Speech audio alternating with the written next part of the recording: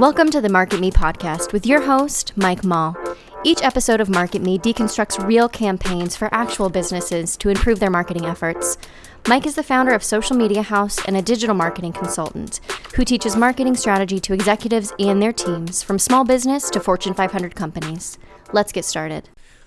All right, perfect. So welcome to the podcast. Thanks so much for coming on. Yeah, great to be here. Yeah, we got connected through... Dylan Fetty. That's right, Yeah. Which was at a workshop on behalf of Peel Halton about content and social media. How do you know him? So he and I worked together in a Got it. previous life, and the company actually that I left to ultimately compete against. So we were both there. He was leading up Nice. their marketing, and I was in their sales. Nice. Yeah. Very cool. And so yeah, I left. He left too.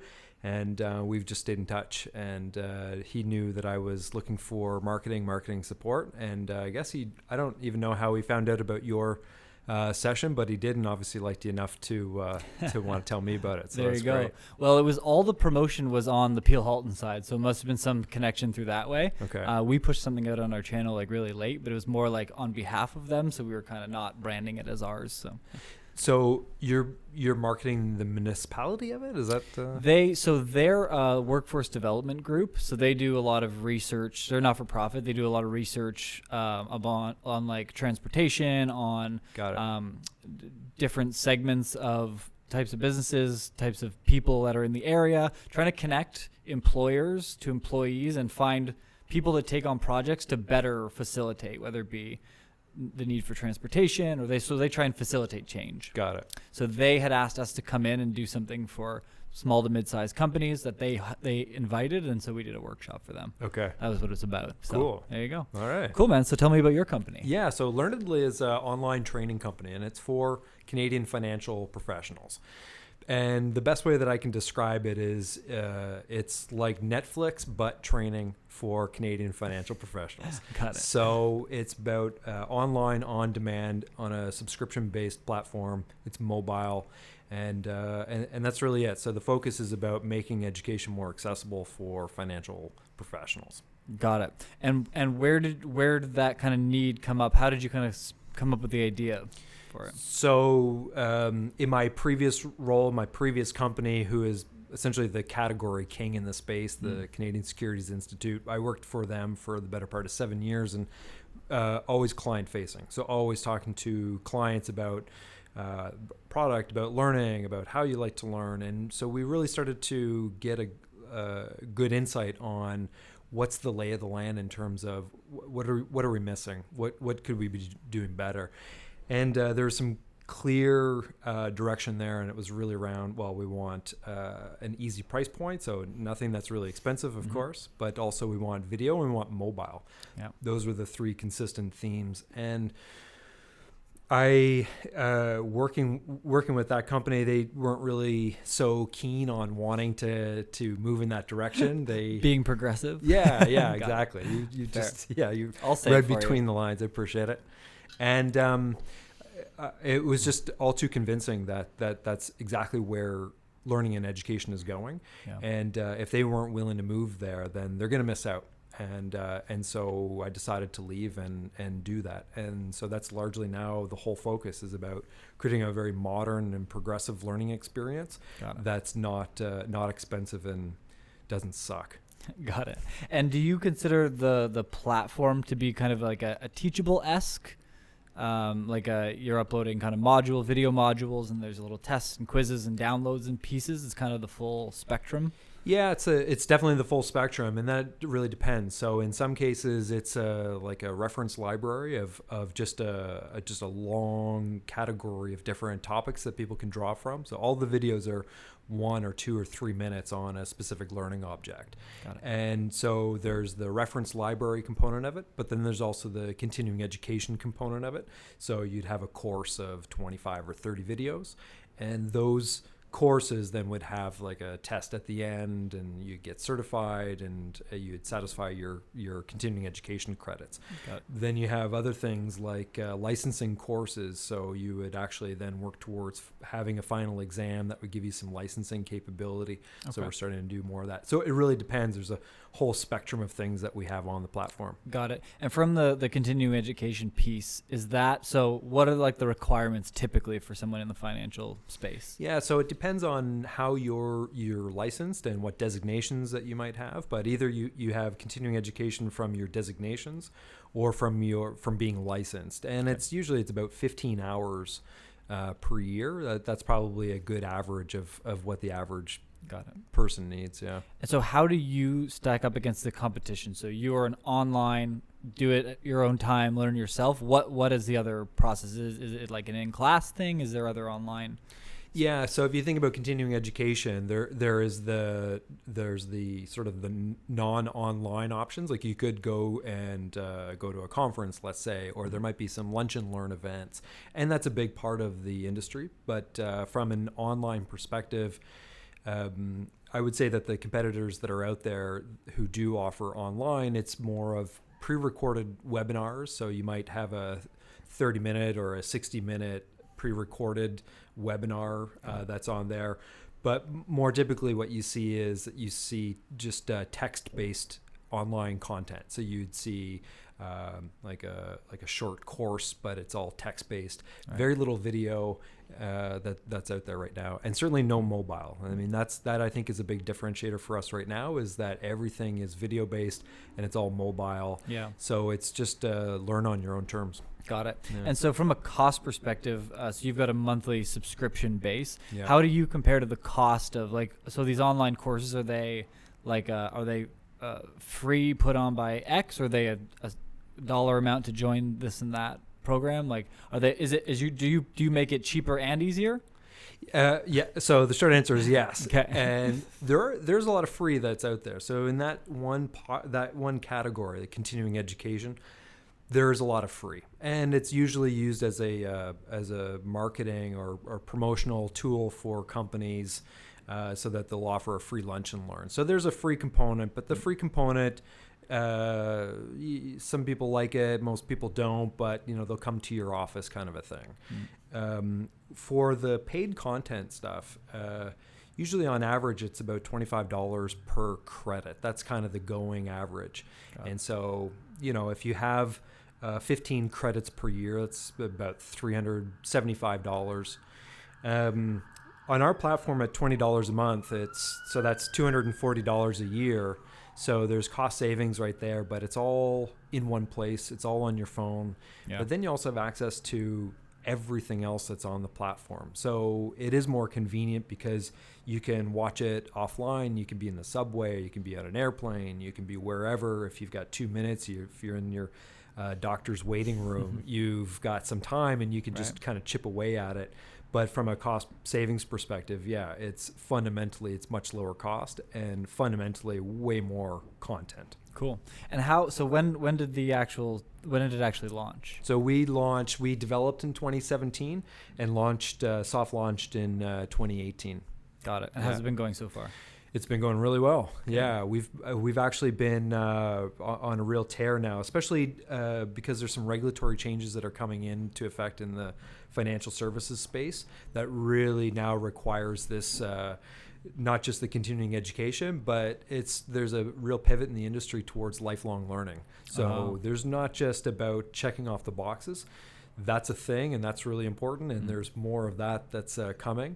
But the big shift that we're seeing right now is that it's more about having the lifelong learning, just having the education at your fingertips. It's not enough just to check the box.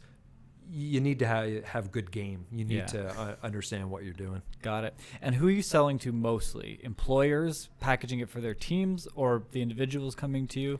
Yeah, both. So it's both. I mean, ultimately it's for the individual, but actually we're finding more success with the corporations. And the reason being there is that they have reporting requirements to the regulators. So one of the big features for us is that we can actually then set up group reporting, so they can see how all of their advisors are doing. They see a real-time dashboard of what's their progress. So anti-money laundering is the classic example. They can see in real time who's completed it, who hasn't, where they're at with it. Right. But when they need to report and submit reports to any of the regulators, they can do that. There's no issues. And that's a huge pain point for a lot of corporations. Right. In our firms, in our industry is, okay, well, when people have to do their continuing education, they need to send me this, send me that, send me this certificate, all your transcripts, and it's a jumbled mess. Yeah. And now they can just do it all in one platform, and they just send it off to the regulator. My sister's in vet. The vet business as a vet tech, so she has the continuing education stuff as well, and she actually had a period where something got mixed up and she had to then go back and prove all her CE. And so she had to call like old bosses and old courses. Like she had to scrape together 4 years worth of shit from all people that weren't organizing it any better than she was. And it was a nightmare. It was like a 2-week nightmare of a process for her. So. Yeah, that would be the worst because you get audited for, okay, well, look, we're going to do an audit or something. We don't have that proof. We need to get it. That's a nightmare because most of these places that you're dealing with, they're not the traditional college university where they're obligated to keep a record and a transcript. Right. It's just, if you did it, that's hard to pull together. Got it. Yeah. Got it. And so what's so the business, the B2B side is kind of the thing propelling it at this point. Mm-hmm. And where are you finding any challenges, any barriers, or is it mostly just once they know about it, they're in? Yeah. So it's not a big market that we're operating in. It's kind of I wouldn't say a closed community, but it's a tight community. And so word of mouth and getting out to the key stakeholders has been relatively effective. That's been the way that we've been going about doing direct it. Sales. Interestingly enough, though, actually we had lunch with a client who we're looking to bring on board, a potential client. And one of the things that he had said to us is he said, I know you guys because we've been talking and having this conversation, but I haven't seen you out there marketing to our advisors. Right. And like where is your presence out there? Yeah. In large part, we've had our success just by having those conversations with the companies, and not that we haven't had a need to advertise wherever we could, but being very strategic, we just haven't. But it certainly gave me this idea or this thinking about, even though we're having these conversations with the decision makers, we want to have a presence there in front of the advisors, so that there's just this sort of support or added focus or just kind of help prop up our message to the decision makers. Yeah. So I thought that was really kind of an interesting thing, timely thing, no less. But yeah, I think that's an area for us to maybe kind of dive into. Yeah, I was gonna say. So I popped through the website and I was kind of reading all the content. It reads very B2C. It's like, hey, we're not gonna leave you behind. You can get your credits and come get to us. One thing I was thinking, because we had kind of chatted a little bit offline, obviously, from the B2B side. I saw it on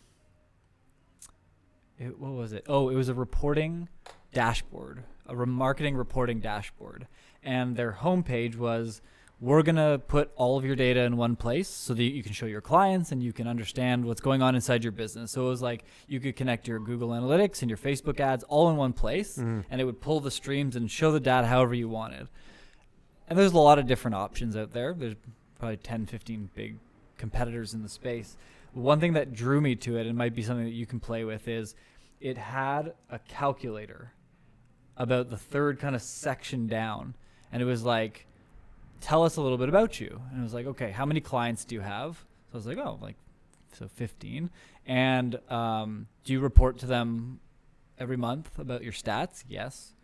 And it was like, so we were doing it on like a Pages doc and just taking the data, pasting it in, and they were popping up the reports. That's what we were doing before. And it was basically saying, if you had somebody at minimum wage and you had to create this many dashboards for this many people, and you do an average of 3 services for them, putting that data together times you paying someone to do it, it was like, probably $1,500, $1,600 a month that you're paying someone to manually do it. Right. And then it was like, so if you use us at $100 a month and automate it, It was like, ta-da. So you actually they just spell it right out. Look, Yeah. this is how much you're paying. You know, how many people do you have? And so for you, you know, like how many employees do you have?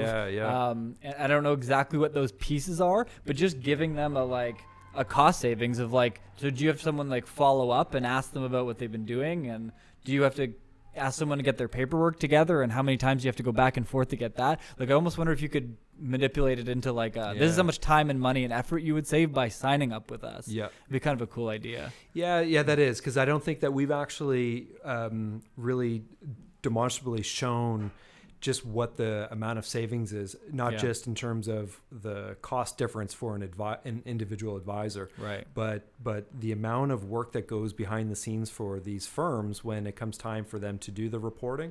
Yeah. You know, at the end of a 1 year or 2 year cycle, they're hiring people on temporary terms just to Right. be able to do all that reporting. Yeah. That's a good point. That's a good takeaway. Pick at the pain point. Yeah, exactly. Make it very apparent and show that contrast. Yeah. Yeah, I like something that. something to play with. Yeah. Very cool. And then, so how are you guys thinking about marketing as a whole? Are you primarily, sounds like it's more like a sales driven, we're just having as many conversations as we can, people seem to be on board, and we grow?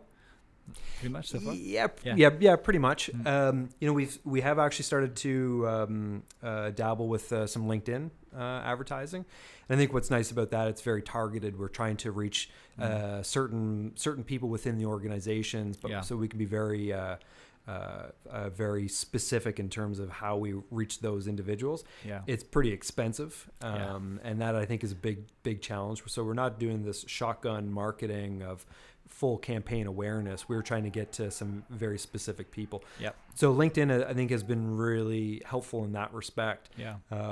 But you know, our challenge certainly for us, where we are trying to really democratize training and education in our space. So to bring it to this very expensive number down to this $20 a month, we're very strategic and very selective with how we want to deploy those things. Yeah. Largely because a big part of our revenue and our funding is really about developing the content and creating the content there. So we don't have a huge marketing campaign, and so we need to be super selective with how we do that. Got it. One thing that you could play with as well.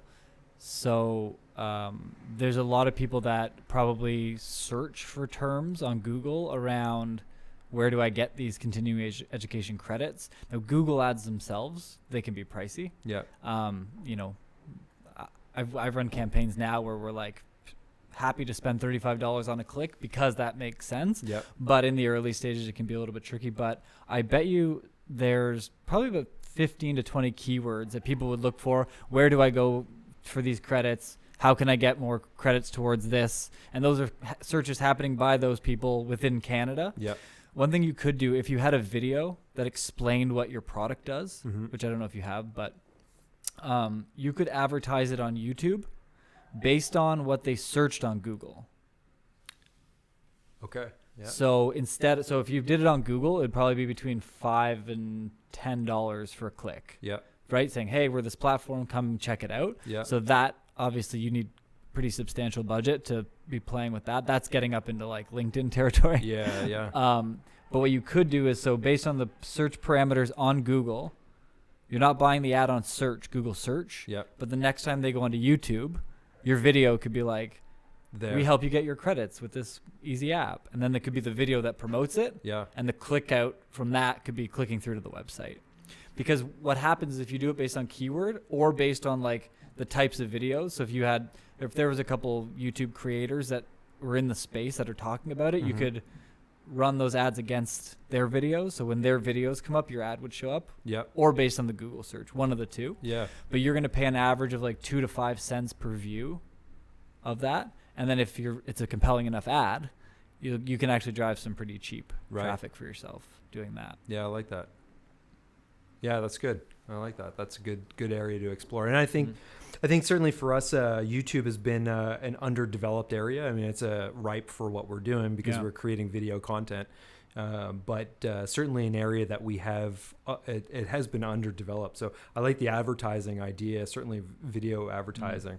But I think YouTube in and of itself is an area for us to continue to really kind of explore. Yeah. One thing I've always been curious, I don't know if you know, but with YouTube, the text, the conversation, the voice, the words, I'm assuming that all becomes searchable because Google and YouTube itself auto transcribes all of that content. Does that then becomes part of the search? So YouTube's quality of transcription, it's 80%. Yeah. So yes, so I think within YouTube when you upload it, it's like, do you want to automatically create the SRT? Yeah. Which is the text file. So I recommend doing it. Yeah. There's no reason why not. For searchability, somewhat. I think what you put in the description of the video is probably more relevant to the actual content there. Right. So I would put more attention to making sure like the description is like has a nice layer of keywords. Yeah. Has like the name of the course and then linking out to the website, linking out to different places. Yeah. One thing that a lot of people don't do is they don't ask for a subscription. So, hey, you saw this video, like come and subscribe. I'm guilty of it actually. It's funny. I've got a lot of views. I mean, I won't say a lot. I did 52,000 views last year. Yeah, that's pretty good. Which is not bad. Yeah. But I have under 100 subscribers because I don't actually push anyone to subscribe. I actually don't really have a call to action on mine. So that's something a bit of a focus of mine is having a like, hey, because YouTube is still really good when you get an upload. If you're subscribed to that channel, like you'll see that content pretty regularly. Yeah. Unlike follow us on a Facebook page and then them seeing the posts on Facebook. You don't get much out of that these days. Right. If it's a business page and the business page is posting, very few of those posts get seen by the followers. So growing that actually, I almost think about it as like a side thing. I don't really pay attention to it because it's not the return on getting followership on the Facebook pages is shit. Right. It's really bad. Right. Yeah. And Facebook hasn't really been an area for us that we've dialed in on. Yeah. We have some presence there, but I think it's just for the sake of having some presence. The call to getting subscribers is that in the function of in the video at the end, like always taking 5 seconds to thank the audience and by the way, subscribe if you like, that kind of a thing. Some people put it at the front. I'm Okay. thinking about putting it at the front. So like the way I'm doing it, my videos now is there's like an intro, a recorded intro. I had a voice actor come in. She recorded some things. I put some sound behind it. Yeah. So when we're done this, I'm going to record on an individual recorder. Yeah. Like, hey, this is what we talked about. It was a great thing. Go check them out and subscribe if you like the content. So I'm going to put that at the front and then the intro and then us. So can we copy that idea? Can we copy that idea? We'll take that too. I would.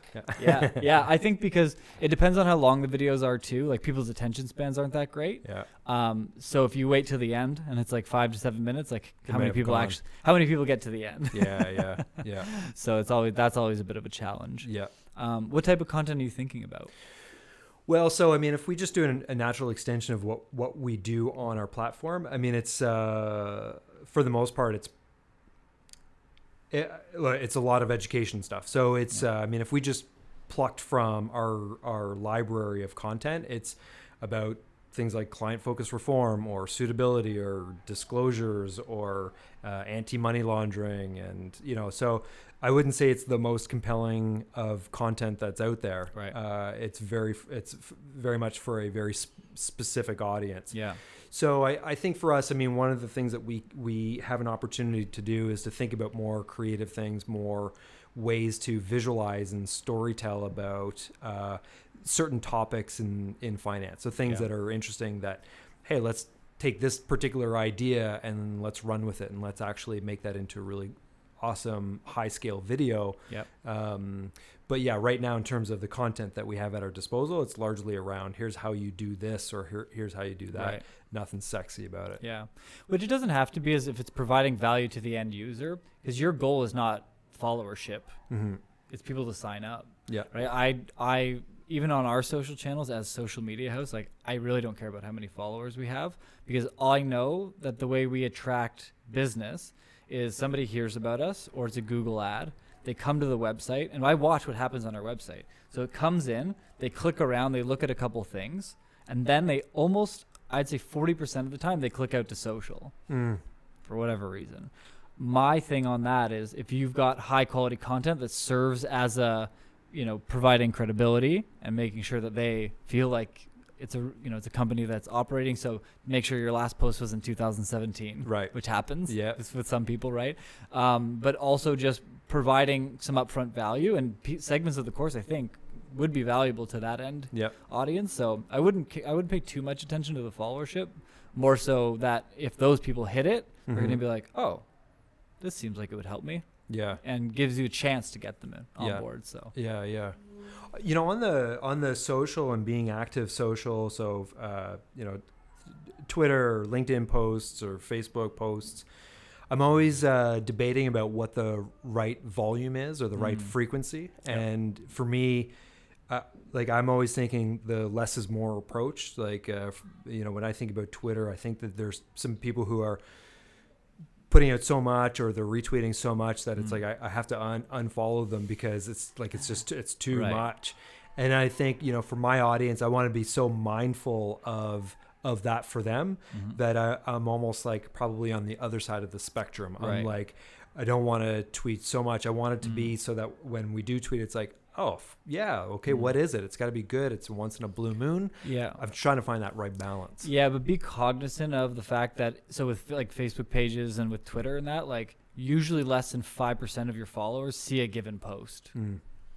So if you've got 100 people following you, when you post something, maybe 5 of them see it. Yeah. So posting 3 or 4 times, you probably are only still hitting less than 30% of your total audience anyway. Right. So it's like the platforms want you to feed it, so it has more opportunity to disperse content. That's how they explain it. So you need to essentially go 20 times the volume to cover your market. Pretty much. Yeah, okay. Which is why it's a nightmare with like people having a lot of trouble producing enough content. Yeah. Or because they're putting out stuff where then it's like it's not good content or it's not helpful or it's not whatever. My recommendation, so the way we cheat it is we'll find 3 things that are valuable to the audience at the beginning of a week or the week before, and then share that out, tag the author and tag the company they're associated with, be like, hey, this is a really great piece from whatever. Because it doesn't have to be my stuff. I can share other people's stuff. Sure. As long as it matches what my audience would care about. Yeah.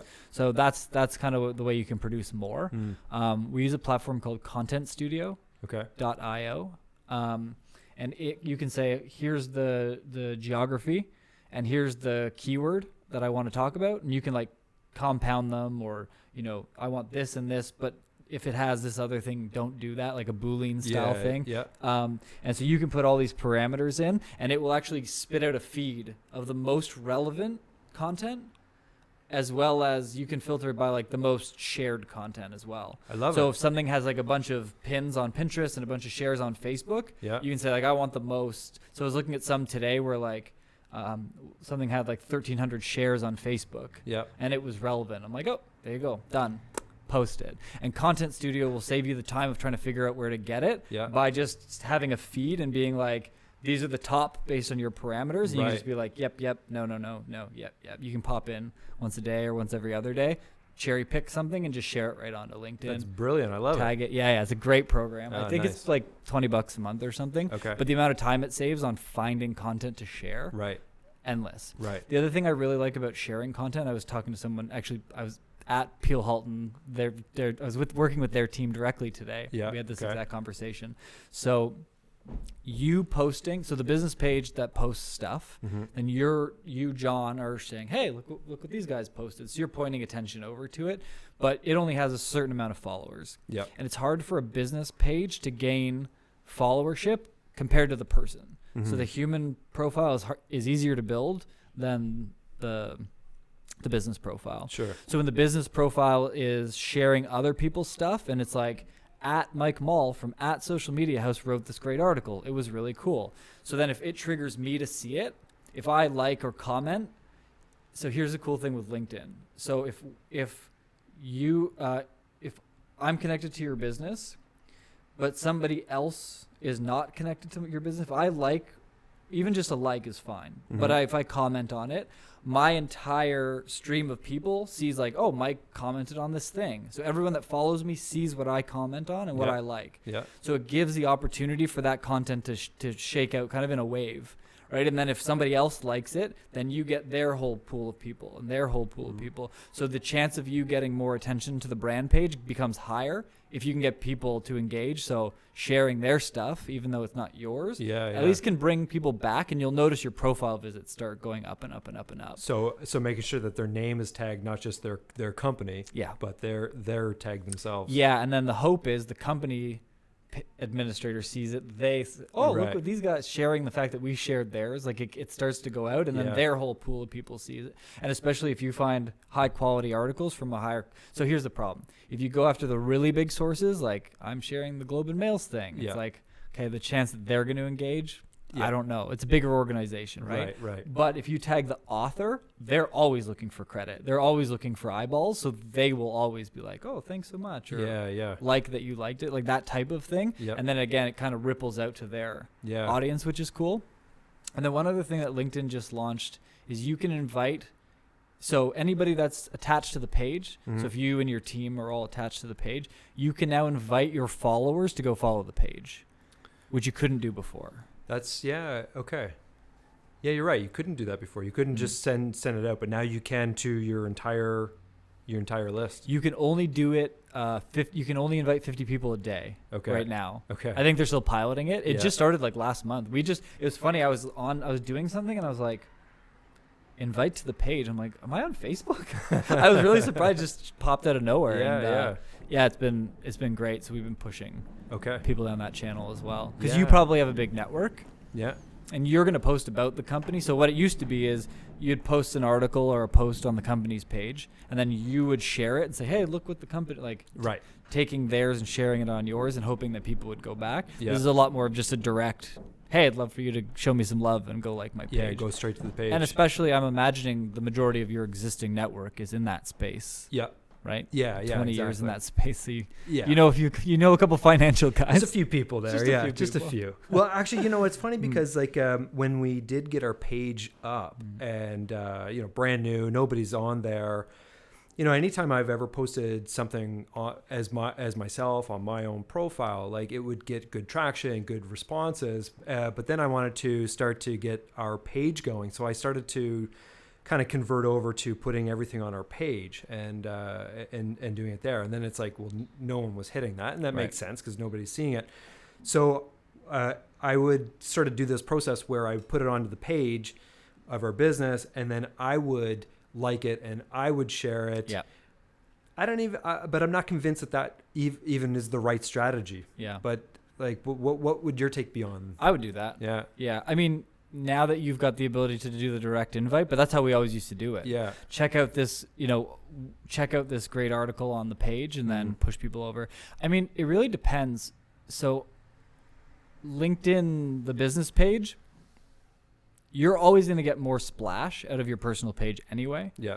Some people that I've talked to said, look, I'm the face of the business, and that's fine, but like eventually when it grows, I want the attention to be on the business. There's actually a charity that we work with, and there's one woman who is literally the face. She has a big, huge following, and she's going to retire in the next year or so. And she's like, I'd love to be able to pass on the attention to the business. Right. So we're kind of putting them through that exercise, saying now just start adding people. But that was the way we were doing it before, having her share the pages stuff so that you had the opportunity to get people over. But is that many people going to go? Not really. Right. But now at least to be able to invite people to like it. I mean, I think that might be the great bridge here to start facilitating that. Yeah. What do you see as, I guess, in general, and I know this really depends on the company and your audience, but what do you see as the sort of the new trends or the trends in terms of content or style of content, size of content? Is it more personal, inspirational, motivational? Is it checklists? Where do you see some of the trends? Really depends on the audience. What I would say is this. Think about the companies that you follow. And some people will say, I don't know, I don't really follow anybody. I follow Bed Bath & Beyond when I want to know when there's a sale. Yeah. But like other than that, why I'm not really following anybody for a reason. The people that you follow are usually people that are influential in the space. Right. So if you do want to actually get the business to gain traction and be able to gain attention, what I would think about is this.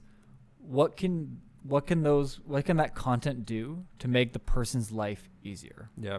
That's really the only answer. Yeah. So when I record this show, it's all about people that have a business who are looking to learn how other businesses work, to learn what marketing things they can try and apply to their own space if they're in something similar. Mm-hmm. And that's all I'm trying to do is be a resource of here's some strategy or here's some content ideas or here's how to market this and that. So that's my version of it. Yeah.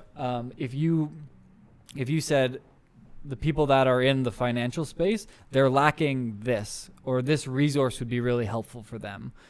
Make those things. Yeah. Whether it's a checklist, I mean, the product itself is a really practical thing. Yeah. But I think one thing that might be interesting to play with, I'm actually going to start making quite a bit of these. I'm going to have a call with my graphic designer this week. But on SlideShare. Yeah. So SlideShare is like the PowerPoint, but for LinkedIn. Yeah, for LinkedIn, yeah. People really like ones where they're kind of a resource, whether it's motivational or inspirational or just something that you can actually use that's a practical step-by-step on how to do something. Yeah. Sharing those for you might be interesting. Yeah. The topics, I'm not quite sure. And play around with that. But yeah, we actually, it's funny that you say that because we develop probably about 10,000 slides right now of like PowerPoint keynote stuff. So there'd be definitely no shortage of content to explore with there. And think about within the confines of a bigger piece, what are the like modules that would be a great little thing to keep top of mind or something that's helpful? Mm-hmm. And I would just post those so LinkedIn especially you can use it on the SlideShare right into it, and it comes up as like the content above and then like a slide deck that can go like this. The thing I like about the swipe file on LinkedIn is the save button. So like I want to save this as a pin it in my thing. Compared to just a normal post, for some reason the save button or like I want to save this for later button is visible on those posts, unlike any other post. Right. You post a video or a picture, there's no option. Yeah. But those swipe files, people can save them as a resource to go back to. Yeah. And for some reason, the shareability, there's a guy, Chris Do, D-O, he's in the branding and marketing space. He does an insane job. I heard about him on a podcast the other day, and then I started following him, and I'm like, the files he makes are awesome. Yeah. Really like step by step, and sometimes it's like mindset, sometimes it's practical, tangible, how to think about this. And you don't even have to be, it doesn't even have to be in the confines of the financial side of it. Mm-hmm. Right? Like I'm actually thinking about doing one right now where, people have meetings that are too long. It's how to have an effective 15-minute meeting. That's a big thing that people are interested in right now. Yeah. How do I shorten my meetings and make them more effective? Mm-hmm. So we use a tool called Calendly, which we booked this podcast on. So I can set different rules for different schedules. Mm-hmm. So my internal one is, what are we talking about? What is the goal of the conversation? And send me any links that are anything I have to review ahead of it. So when I get that 15-minute invite from my team or even from a client, most of our meetings are only 15 minutes. Yeah. I can go in. The goal is to make a decision on this poster. The goal is to decide if we're going to run this type of ad. And then I've got a link to whatever content I need. And then I can come into the meeting like really focused, and we can do so much more in 15 minutes now. So you part ways with all the niceties, the intros, the fluff. You just get right to the core of it. Yeah. What do you need to talk about? Get it done. Move on. Why are we wasting 45 minutes on something that literally would take 10 minutes? Yeah. And so if that's a pain point, it doesn't have to be in the education side. Yep. Any pain point of their jobs, of their little tools that work, the top 5 Chrome extensions for financial advisors. Maybe there's little tools that can help them look at websites differently or whatever. Yeah. So you can find those resources, and I would just find someone else that's doing it. There's actually a guy called Ask the Advisor. I had him on my podcast a little while ago. Okay. He's out of New Jersey. He makes all kinds of video content. So take a look at his stuff and then put your spin on it. Put the brand's own spin on it. You know, create your own backgrounds for the slide decks and create those little resources and helpful things. Be a resource. Yeah. If you be a resource that gives somebody motivation to follow you and then eventually do business with you. Right. That's the easiest way to think about it. Yeah. Add value. I mean, that's really the core of it. How do you add value to that audience? Yeah, I like it. That's a really, really great idea.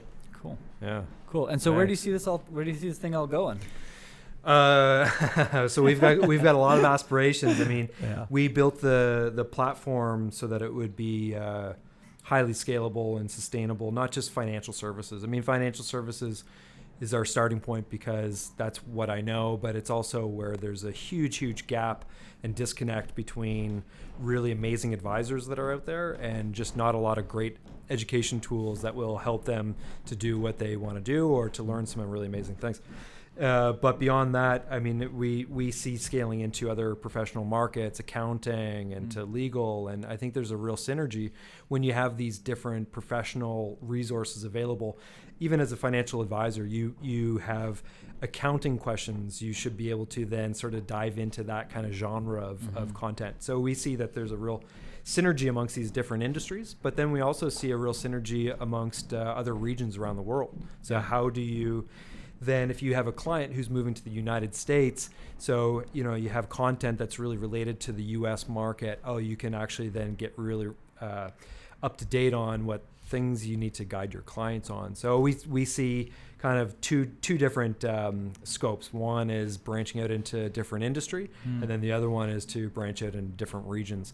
And I think the more we do that, the more synergy, the more cohesive our library of content is, and I think it's just the way that we're going to add value. Love it. Yeah, that's cool, man. Exciting. Yeah, it's a good time to be in education. It's there's no question. Yeah, it's important. No question. Yeah, very cool. Oh, one other thought actually. Do you use email marketing now? A little bit? No, we don't. Yeah. And so when somebody signs up and they're doing courses, do you ever give announcements or here's different things happening? So we're just about to put our first one of those together. So largely we haven't. So when someone subscribes, we have a process of emails in terms of the registration and the welcome, sort of get you up to speed. But actually we have not until just now put out a blast to our advisors. It actually comes back to this apprehension I have of about inundating someone with stuff that they don't want. It's so important to me to make sure that when we send something out, it's with absolute value and purpose. But maybe to a fault, because for the large part, we have not been actually utilizing that as a tool to create reach. Yeah, and I think having the ability to get them to re-engage with a platform if they get busy and they haven't thought about coming back in, that could trigger it. There's a newsletter that you should look at called The Hustle, hustle.co. It's a guy, Sam Parr, out of California. They write industry news, marketing and business news, but as if you were explaining it to a friend. Okay. So their writers are talking about it like that. Yeah. And they do it every day. And they've got about 20 million subscribers and 55% open rate. So their business is crazy like that. But one thing you could think about, if nothing else, is the monthly financial digest where you take a look at things that are happening, but instead of just sharing the articles, maybe have your own spin, your own thoughts, your own opinion, and then just start to build that human element to it. At the bottom, you can say, oh, by the way, this next program is launching, but make it become a resource, because I think what may happen, people are really hungry for information, but if information is distilled even simpler for them, it becomes really attractive. Now, again, this is a whole other strategy, but something to think about. You might actually gain a big following of people on the newsletter that aren't even customers that could trickle down into that system. Yeah, right. The bi-weekly financial whatever, and you could, here's some top 3 things that are going on. write them out in a like the way you'd explain them to a friend, so that they're not reading technical. They're reading, that's what's happening. Oh, that's cool. Become that resource. Then it's really valuable. You're sourcing the information. Again, you can use Content Studio to find out where all this stuff lies. And I'm sure there's a bunch of publications already about when the rules and different things come out. No shortage. And then maybe making it really personable, maybe simple to read for them. You could actually build a really big email list just off of that, and then eventually trickle people into buying the actual service. And that's a very low cost, and that's one of those things where if people really like it, they share it. I mean, The Hustle, they're only a couple of years old. They've got like 15 million subscribers. Now it's a little bit more broad because it's business and it's market, so it's different, but they're rabid fans, and they've now launched some products, a premium newsletter, and so I bought in because I was just like, I just love getting my information from these guys. So thinking about becoming the media hub, becoming the source of resourceful and interesting and valuable, that could be a big play to then have people fall into the funnel of becoming a customer. I could see how that could work. I see how that could work really well, because that's the genesis of what we do, is to take complex things, synthesize it down into how do you make it just easy to understand. I think that's a big value add for us. Not something that we've actually done in the form of to the marketing, just to our existing subscribers. So I like that a lot. And I think you should start a podcast after, but that's another episode. I don't want to copy you here too much, just one at a time. Man, podcasts are fun. And so you could think about, I just love podcasting. So you could think about having conversations with the people that are writing the policies to break it down and give people the 20-minute breakdown in a quick audio format. Just do it on Zoom interviews, so you don't have to be in person. But hey, like, can you explain this like in a simple way and get it from the horse's mouth, and make that 15-minute Financial Times commuter podcast? That could be something to play with. That is actually actually I like that a lot. That one's really good. I hope none of my competitors are watching that one. But that's okay. You got a couple weeks before this goes out. But there you go. Well, a couple of ideas to play with. We can talk more. But the podcast, I really like that for you. Because most of the financial guys are commuting. So it's like your financial news simplified and delivered. And it could be for the podcast for the commute into work. Everyone's on the GO train. Start a little movement with that. I like that. Actually, you might see that next couple of weeks. Anyway, Mike, thanks. I appreciate it, man. This has been a really good chat with you. Thanks. All right.